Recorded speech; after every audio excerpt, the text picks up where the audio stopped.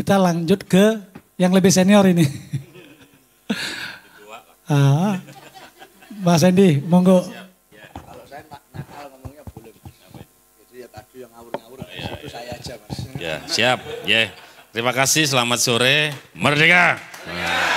Assalamualaikum warahmatullahi wabarakatuh. Tentu saja semua yang hadir di sini, yang selalu saya hormati, saya cintai dan saya banggakan. Mas Danang, terima kasih. Selaku Ketua Umum Kerapu yang sudah fasilitasi kita. Mas Igat, terima kasih yang mengingatkan saya terus. Sampai harus ke kantor. Mas, kita motivasi teman-teman, siap. Wah itu. Apalagi waktu tadi malam diberitahu salah satu narasumbernya adalah Mas Seno. Wah luar biasa. Saya jadi tambah semangat. Seminggu yang lalu saya sama Mas Seno di Semarang. Saya harus mesti cerita. Ini anak muda ini luar biasa sekali. Dalam usia yang baru 22 tahun, kemarin di Semarang ada 500 anak muda. Begitu Mas Seno bicara, begitu selesai, itu hampir 2 menit itu anak muda itu berdiri dan tepuk tangan karena terkesima dengan Mas Seno. Jadi memang talentanya Mas Seno ini luar biasa. Dan kami kenal sudah lama karena Mas Seno kan Ketua Taruna Merah Putih Surabaya. Pergerakannya luar biasa, tidak hanya jubir TPN hari ini, jubir Pilwakot, waktu zaman SMA juga sudah membuat gaduh kota Surabaya karena perlindungannya untuk siswa-siswi Surabaya supaya bisa sekolah gratis, itu sudah dilakukan. Dan kami beruntung bisa berkenalan dan bersahabat dengan Mas Seno. Tepuk tangan buat Mas Seno. Siap. Nah kawan-kawan, apa yang disampaikan Mas Seno, Mas Danang, dan tentu saja tadi Mas Igat, kita sudah sepakat. Saya yakin di sini juga sudah sepakat bahwa kawan-kawan dukung Ganjar Mahfud. Betul ya? Nah, apakah kemudian setelah ketemu kurang 19 hari lagi, semua yang di sini coblos, Mas Ganjar Mahfud pasti menang? Belum tentu Pak Bu. Kalau yang nyoblos cuma puluhan di sini. Ya kan? Maka 19 hari ini kita harus pastikan basis-basis kita, potensi kelebihan kita, apa yang kita punya, jejaring kita, apakah sudah pasti akan mendukung Ganjar Mahfud. Kalau sudah, ya alhamdulillah. Pasti kita, pasti kita akan punya keyakinan 14 Februari 2024 nanti kita punya presiden baru namanya Mas Ganjar Pranowo dan Wakil Presiden Prof. Ganjar Mahfud. Nah saya lebih yakin bahwa selain di pertempuran udara, kenapa pertempuran udara penting? Ya kalau kita mau nyasar segmen anak muda, memang hari ini kita harus fokus di pertempuran udara. 52-54% pemilih di dalam Pilpres konon katanya adalah anak muda. Anak muda hari ini kecenderungannya main di media sosial. Maka tadi yang disampaikan Mas Seno sangat tepat. Tapi jangan lupa, pemilihan presiden nanti yang nyoblos tidak hanya anak muda. Ada teman-teman angkatan-angkatan setelah milenial yang seperti saya, Mas Igat, Mas Danang yang perlu disentuh.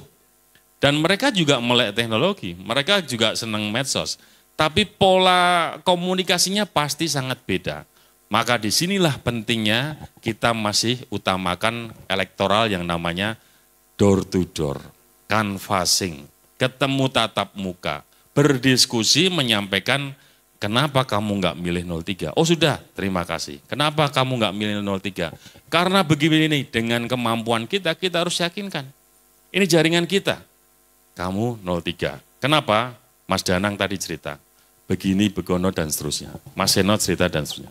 Nah hari ini saya mau menambahkan, supaya kawan-kawan semakin mantap pada saat turun ke bawah, kenapa harus milih Mas Ganjar dan Prof. Mahfud? 2012 adalah pertemuan pertama saya dengan Mas Ganjar Pranowo. Meskipun saya tahu sebelumnya lewat di media bahwa beliau adalah anggota DPR RI, teman seperjuangan di dalam partai dengan saya. Tapi 2012 menjadi sangat intensif sekali. Karena tiba-tiba Mas Ganjar hampir setiap minggu ke Semarang. Kita bertemu, kita kemudian ngobrol. Mas Ganjar minta dikenalin sama teman-teman dekat saya. Waktu itu saya nggak tahu Mas Danang, ini apa ya maksudnya, tapi ya saya temuin. Mulai dari pengusaha sampai tukang becak yang saya kenal, saya ajak berdiskusi di rumah kontrakan Mas Ganjar di kota Semarang. Jadi sekelas DPR RI waktu itu rumah kontrakannya masuk gang kecil mungkin hanya 2-3 kamar. Ini yang saya sangat suka. Mas Ganjar yang saya kenal waktu itu benar-benar tidak menonjolkan sebagai anggota DPR RI. Kesederhanaannya terbukti, bukan pencitraan, bukan dibuat-buat, tapi itulah the real Mr. Ganjar Pranowo. Nah, kan gitu. Jadi satu dapat dulu sederhana. Yang kedua setelah kita ketemu, kemudian tidak ada sekat. Baik berkomunikasi dengan teman-teman menengah ke atas, pengusaha, maupun teman-teman menengah ke bawah. Kami ini punya jejaring yang beraneka ragam. Kelompok tukang becak, kelompok tukang pijet yang di Jalan Pemuda yang setiap malam itu, ini bukan mbak-mbak loh, tapi ada bapak-bapak itu di Jalan Pemuda, kalau malam jam 10 sampai jam 5 pagi dia menawarkan jasa pijet. Itu Mas Ganjar bisa ngobrol sedemikian luar biasa dan ketawanya juga sangat luar biasa. Jadi artinya beliau ini benar-benar merakyat. Enggak ada sekat. Mencari masukan apa yang mereka butuhkan untuk kemudian saya baru tahu. Oh ternyata Mas Ganjar ini salah satu yang diproyeksikan untuk menjadi gubernur Jawa Tengah. Ya kan? Singkat kata 2013 Mas Ganjar dapat rekomendasi, kemudian kita bertempur. Dengan kelebihan Mas Ganjar dan kekuatan jaringan, baik partai maupun relawan, ya kita tahu 2013 Mas Ganjar jadi gubernur Jawa Tengah pertama. Apa yang dia lakukan? Terobosan. Saya ingat, saya termasuk yang waktu itu terkaget-kaget. Waktu itu medsos kayaknya belum begitu booming ya, belum familiar ya. Mas Ganjar sudah membuat laporan pengaduan, semua pejabat Pemprov, termasuk pejabat di daerah harus punya Twitter. Fungsinya apa ya? Twitter itu apa ya? Dan seterusnya, wah pertanyaannya luar biasa. Tapi intinya bahwa Twitter itu ternyata sebagai kanal pengaduan.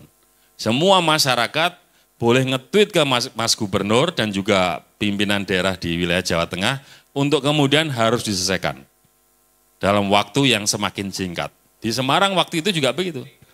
Dari 15 hari, 10 hari, sekarang 5 hari. Mas Ganjar juga begitu. Begitu ada aduan, tidak direspon oleh anak buahnya Mas Ganjar sebagai gubernur, wah langsung pasti jadi viral. Pasti ditegur dan seterusnya. Nah ini salah satu terobosan Mas Ganjar untuk melayani masyarakat. Jadi saya cerita udah 3 ya. Sederhana, merakyat, inovatif. Betul enggak? Iya kan? Nah, sekarang problem yang ada di anak muda dengan kemajuan teknologi informasi ini, apakah kemudian harus dibantu oleh pemimpin muda atau harus dibantu oleh siapapun pemimpinnya, termasuk Mas Ganjar, yang penting ngerti anak muda. Yang penting ngerti anak muda. Nah, kami kemudian mencatat beberapa pergerakan baik dari periode 1 sampai kedua Mas Ganjar. Beliau sangat dekat dengan anak muda. Anak muda sering dikumpulin, wah keren. Saya termasuk, karena beliau tinggal di Semarang, saya waktu itu termasuk yang sering datang acara-acara Mas Ganjar. Ngumpulin anak muda di rumah dinas, diajak makan sama gubernur. Wah itu udah luar biasa. Zaman saya muda itu kalau ketemu gubernur kayaknya kok, wah sesuatu yang nggak bisa kita jangkau. Tapi Mas Ganjar patahkan itu. Mas Ganjar kumpulkan komunitas muda, ajak kegiatan. Kegiatannya nggak berat-berat. Kegiatannya kegiatan yang kemudian menimbulkan anak muda itu bersimpati pada pemerintah, senang sama gubernurnya, dan mereka tulus ikhlas bisa membantu wilayahnya. Contoh apa itu? Kegiatan membersihkan halte bis di kota Semarang. Lalu saya bilang waktu itu, Mas Gub ini benar nih. Iya nggak apa-apa.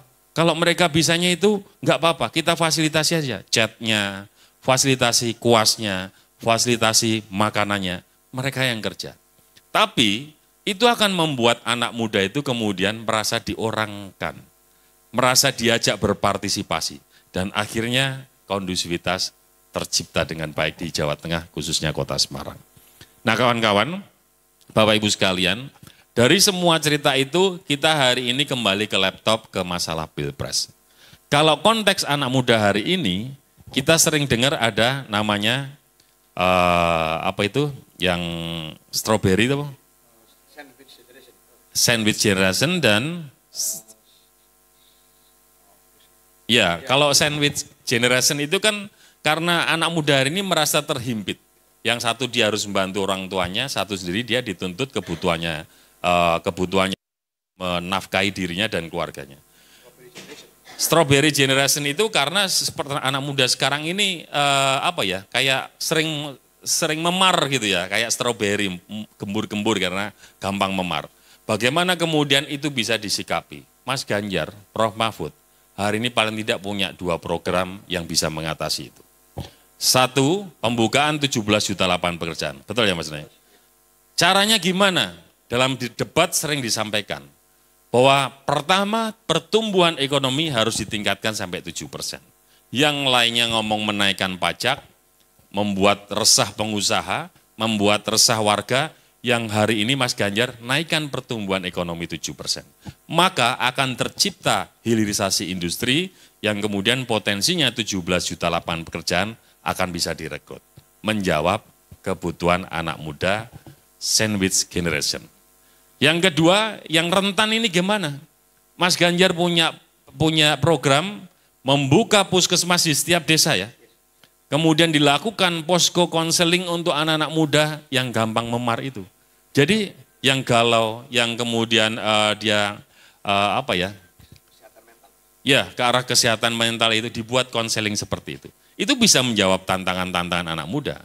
Maka Bapak Ibu sekalian, setelah 3 tadi, ditambah 2 program ini, saya rasa anak muda hari ini harusnya lebih mantap dan lebih yakin bahwa pilihannya untuk membuat Indonesia lebih baik, lebih unggul di tahun 2024 sampai 2029 adalah memilih Mas Ganjar dan Prof. Mahfud sebagai Presiden dan Wakil Presiden 2024 sampai 2029. Terima kasih, selamat sore. Assalamualaikum warahmatullahi wabarakatuh.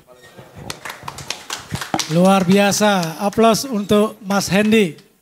Jadi beliau ini berbagi cerita, pantas beliau berbagi cerita kemenangan.